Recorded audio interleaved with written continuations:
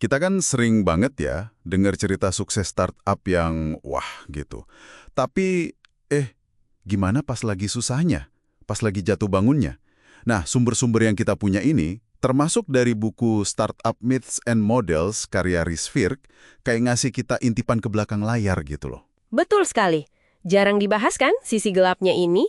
Kali ini kita bakal coba gali lebih dalam nih. Gimana sih caranya bertahan waktu lagi stres-stresnya di startup? Kita lihat dari kacamata yang beda-beda nih. Ada dari visi Brad Feld, terus pengusaha Alex Harrow, plus pengalaman Rhys Firk sendiri. Penting banget ya ini, beneran deh. Paham cara lewatin masa-masa sulit ini tuh krusial. Nggak peduli Anda lagi bangun startup, kerja di sana, atau cuma pengen tahu aja. Fokus kita bukan cuma apa yang terjadi, tapi lebih ke gimana kita bisa melewatinya. Yuk, mulai aja ya. Oke, pertama penting banget buat ngerti dulu nih, susahnya startup tuh kayak gimana sih sifatnya. Sumber kita, mitos #18 dari Firk, itu negasin kalau ini bukan sekedar capek kerja lembur kayak zaman kuliah, ini beda. Iya, Firk nyebutnya stres kronis kan. Bukan cuma soal jam kerja panjang, tapi lebih ke harapan yang nggak sesuai kenyataan, gaji, target, tanggung jawab ke investor, ke tim. Bener nggak? Firk bahkan cerita, stresnya nggak hilang loh meski udah dapat funding. Itu wow, dalam juga ya. Banget. Dan ini nyambung banget sama konsep perjalanan ke dunia bawahnya Joseph Campbell yang disinggung Firk juga. Kayak pahlawan di mitos gitu, startup itu harus berani ngadepin kemungkinan mati, kemungkinan gagal, dan semua emosi beratnya itu, wah, putus asa, marah, takut, nerima ini aja udah langkah awal. Oke.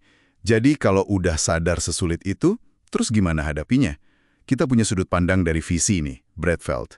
Inti sarannya apa aja tuh? Feld punya beberapa poin penting. Pertama, sadar kalau Anda nggak sendirian. Banyak yang ngalamin kok. Kedua, hadapi aja kenyataan pahitnya tiap hari, jangan lari. Tapi yang paling ditekankan Feld itu, ngobrol.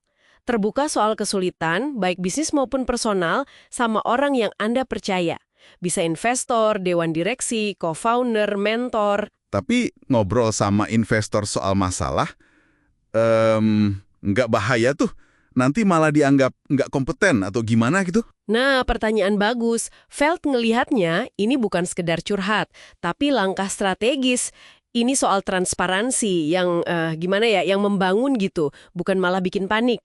Kalau milih orang yang tepat dan cara ngolongnya jujur tapi konstruktif, itu justru bisa nguatin hubungan loh. Kalau dipendam sendiri, kata Feld, jauh lebih bahaya. Plus, jangan lupa istirahat. Capek itu bikin keputusan ngaco. Masuk akal. Komunikasi terbuka jadi strategi ya. Nah, kalau Feld fokusnya ke support dari luar dan realita. Perspektif pengusaha Alex Harrow kayaknya lebih nonjolin kekuatan dari dalam ya. Bener nggak?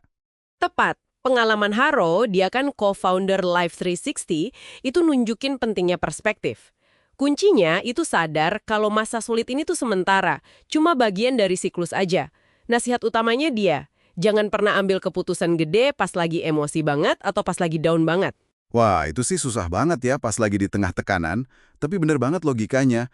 Misahin emosi sama logika waktu ambil keputusan itu kayaknya butuh latihan mental sendiri ya. Betul. Intinya sih tunggu sampai pikiran agak adem dulu. Nah, balik lagi ke Rhys Firk, dia juga nawarin mekanisme coping yang lebih personal dan praktis nih. Salah satunya kelola ekspektasi secara sadar. Dari awal, waktu rekrut orang, waktu terima investasi. Ingat loh, valuasi tinggi itu kan juga bentuk ekspektasi finansial yang gede banget. Dan ide mantra stres pribadinya itu unik banget. Dia nyebutin nonton Star Trek, yoga, jalan di tepi teluk. Ini bukan sekedar daftar hobi biasa kan ya? Kayak ada polanya gitu. Iya, bener. Ini kayak sistem pertahanan diri yang disengaja gitu. Dia kenalin kebutuhannya, ada buat pelarian mental, Star Trek, pelepasan fisik, yoga, sama buat nenangin jiwa, jalan-jalan di alam. Firk ngajak kita nemuin 3 hal versi kita sendiri. Dan aktivitas fisik kayak yoga, meditasi, atau jalan kaki, itu beneran ngebantu lepasin ketegangan fisik gara-gara stres kronis. Oke, jadi kalau dirangkum nih ya, lewatin masa sulit ini tuh bukan cuma soal nunggu badai reda. Tapi perlu sadar sifat stresnya gimana, berani cari dan pakai dukungan, pinter ngelola ekspektasi, jaga perspektif kalau ini bakal lewat, terus bangun semacam toolkit pertahanan diri pribadi gitu ya. Iya, persis. Dan kenapa ini penting buat Anda pikirkan? Karena intinya adalah bangun ketahanan. Resiliensi. Lebih dari sekedar, survive. Masa-masa sulit ini seringkali justru jadi semacam gembelengan yang bikin pemimpin jadi lebih kuat, dan akhirnya organisasinya juga jadi lebih tangguh. Penutup yang kuat banget. Jadi mungkin ya, masa sulit itu bukan tembok penghalang, tapi justru bisa jadi bahan bakar buat tumbuh lebih kuat lagi ke depannya. Sesuatu untuk Anda renungkan.